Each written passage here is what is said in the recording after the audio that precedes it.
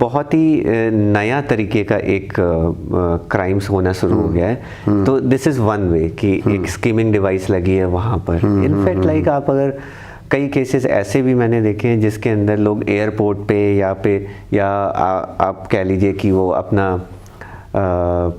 Railway station में या ऐसी प्लेसेस पे जहाँ बहुत भीड़ है, हाँ। वहाँ पे पॉकेट में नॉर्मली लोग पर्स में अपने कार्ड रखते हैं, 5 कार्ड 10 कार्ड। हाँ। आजकल तो सबके पास ही 5 कार्ड से कम मैंने किसी के पास देखे नहीं आजकल। सो लोग जो कार्ड्स रखते हैं वो कंप्रोमाइज होने के चांसेस बहुत ज़्यादा हैं। मतलब जेब में जो कार्ड पड़े हुए हैं वो जेब के कार्ड जेब के अंदर ही रह जाएंगे और तब भी उनका क्लोन बन जाएगा, तब भी उसका डुप्लीकेट बन जाएगा, तब भी उसका पैसा साइफन ऑफ हो सकता है बिकॉज पड़े ही जेब के अंदर, पॉकेट के अंदर, पर्स के अंदर भी। एग्जैक्टली अगर आप देखें सो ये एक बैंक का कार्ड है, राइट, जिसके अंदर अगर आप ध्यान से देखेंगे तो यहाँ पे ब्लूटूथ का एक आइकन बना हुआ है। ये आइकन है, बिल्कुल है।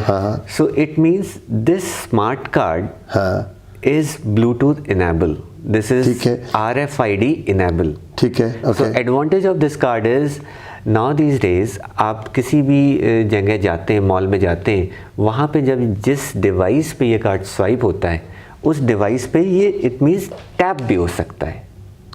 अच्छा, राइट, क्योंकि इसके ऊपर ब्लूटूथ है और वो डिवाइस भी ब्लूटूथ इनेबल होगी। तो टैपिंग का मतलब क्या हुआ? अगर मैं गया तो पहले प्रॉब्लम क्या आती है कि you have to put this card like this, struggle it, कभी वो इधर उधर कर रहा है, कई बार ट्रांजैक्शन ठीक से नहीं होता, फिर वो निकालता है। सो उसको उस प्रॉब्लम्स को ओवरकम करने के लिए ईजी कर दिया गया कि RFID डिवाइस इनेबल है, RFID कार्ड इनेबल है, आपने टैप करा और आप जो सामान खरीदना चाहते हैं वो खरीद सकते हैं सिर्फ एक टैपिंग से। अब वो स्वाइप नहीं करना पड़ेगा, कुछ नंबर नहीं डालना पड़ेगा। अनदर एडवांटेज ऑफ इज कि आपको पिन भी नहीं डालना है। तो फिर ये कार्ड तो बहुत जबरदस्त इनसिक्योर हो गया। Correct, as a layman you are saying me कि इट्स इनसिक्योर। रीजन इज कि अभी इंडिया में इसकी एक लिमिट बना दी गई है कि जब आप टैपिंग करते हैं तो 2000 से ज़्यादा की टैपिंग नहीं कर सकते, तो देयर इज अ कैप। अच्छा, but since this is RFID enable, so there is another disadvantage because now these days अगर आप go to the Amazon, go to Flipkart, so this RFID devices also available which can basically hack this card. It's called cloning devices. Right. And कुछ तो क्या आप लोगों को क्या precautions आप लेने के लिए कहेंगे कि क्या क्या लोगों को करना चाहिए ताकि जिस ढंग की हैकिंग हो रही है, जिस ढंग से ये इस समय वो स्किमिंग डिवाइस लग रही हैं, जेब में बैठे बैठे पड़े पड़े कार्ड आपके जो है वो क्लोन बन रहे हैं, उनकी कॉपीज हो रही हैं, उनके पासवर्ड पता लग रहे हैं आप लोगों को, तो करें क्या, जाएं कहाँ? सो उसका बहुत आसान तरीका है because this is RFID holder. अगर आपके पास RFID इनेबल कार्ड्स हैं, चिप होल्डर का मतलब ये जो आपके हाथ में है। Exactly. Can I have this? Can I have a look at this? I'll show you. So see, there are cards. If I pull it this button, so cards will come out. अच्छा, right? Okay. And this is steel body card. अच्छा, steel body है, और अगर ये steel body, अच्छा जी, okay, correct. अच्छा, ये सारी की सारी स्टील बॉडी है और स्टील बॉडी के अंदर जो है कार्ड्स हैं, करेक्ट। और अगर ये स्टील बॉडी है तो फिर इसका पड़े पड़े आपकी जेब में से कोई इसकी क्लोन नहीं बना सकता। RFID cannot penetrate it, so you are safe.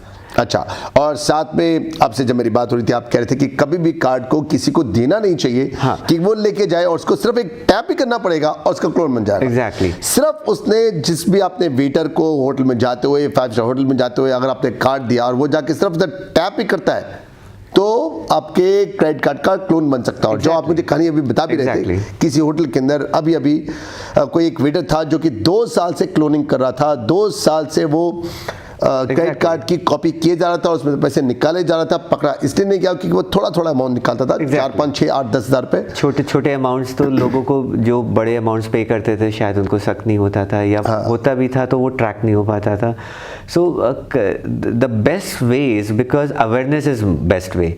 सो आप किसी को भी कार्ड या जैसे पेट्रोल पंप में या कहीं पर भी दे रहे हैं तो उससे पहले वो डिवाइस मंगा के अपने पास ही बैठे बैठे जो गाड़ी के अंदर ये लोग कार्ड और वो जा रहा है all the way to the last of the petrol pump, वहां से आके वो स्वाइप कर रहा है, कुछ नहीं पता वो कहां पर क्या हो रहा है। आपको डिवाइस को अपने पास मंगाना है, गाड़ी से उतर के जाइए, कार्ड को अपने हाथ में रखिए और वहां पर जाके स्वाइप अपने सामने कीजिए। एग्जैक्टली और हो सके तो स्वाइप खुद ही कर लीजिए। Exactly. So many people are very smart because those cloning devices are very small, maybe in the pocket somewhere. So you have to check the behavior of a person. आप behavior जरूर check करो, वो क्या कर रहा है, card को ऐसे घिस रहा है या यहाँ लगा रहा है। What he is doing is, I mean, you have to immediately track it. This is your card, this is your money actually. तो अपने कार्ड को किसी को मत दो। आपसे मेरी बात हो रही थी तो कपिल कह रहे थे अपने मोबाइल को किसी और को मत। एग्जैक्टली। मोबाइल को देना जो है वो बहुत खतरनाक होगा। बाबू आपने मोबाइल दिया और उसके अंदर उसने अगर उसने कोई एप्लीकेशन डाउनलोड कर दी, उसने अपना थंब लगा दिया उसके अंदर, उसके अंदर कोई पासवर्ड ऐसा लगा दिया जिससे कि आपका पासवर्ड उसका पासवर्ड दोनों के दोनों उसके अंदर एप्लीकेबल हो, और फिर उसके बाद वो आपके मोबाइल से कुछ भी कर सकता है। वो जाके अगर सिर्फ गूगल मैप के अंदर ही जाके अपने मोबाइल को डाल दे वो, उसके बाद सब कुछ सब जगह पर आपको ट्रैक कर सकता है। यहाँ पर ऐसी ऐसी वेबसाइट आई हुई हैं, ऐसी ऐसी एप्लीकेशन आई हुई हैं जिसमें कि आपके सारी की सारी रिकॉर्डिंग ऑटोमेटिकली हो रही है, वॉइस रिकॉर्डिंग हो रही है, आपके थर्ड पार्टी एप्लीकेशन के अंदर भी जो आप कर रहे हैं वो भी आपको पता चलता जा रहा है। सब कुछ हो सकता है अगर आपका मोबाइल आपने किसी और इंसान के हाथ में दिया और उसका मिसयूज हुआ तो कुछ भी पॉसिबल है। तो अपने कार्ड को मत दीजिए, अपने मोबाइल फोन को किसी और को मत दीजिए। Exactly. Another thing which I want to add it कि mobile is one of the thing which you carry every time, everywhere. So and it has a very very personal and sensitive information. Personal means very personal.